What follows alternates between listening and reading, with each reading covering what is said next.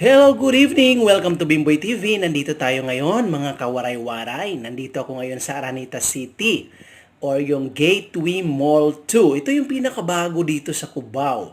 Kung papasyalan natin ngayon ang Araneta Center, dati kasi wala pa to. Ito yung tawiran papunta doon sa Gateway from Farmers.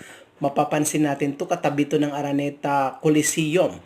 Ngayon, napakaganda na. Bagong-bagong mall. Tinatawag na ito ngayon na Gateway 2. Ito yung napakaganda at bagong-bagong ginawa ng Araneta Center. Ngayon, ang Araneta Center itinatawag ng Araneta City. Kaya mga kawaray-waray, mga kabimboy TV, pasyalan na natin. Napakaganda ng ceiling kasi LED monitor ang nakalagay, di ba? Napakaganda talaga. Kaya pasyal na kayo dito sa Araneta City Gateway Mall 2.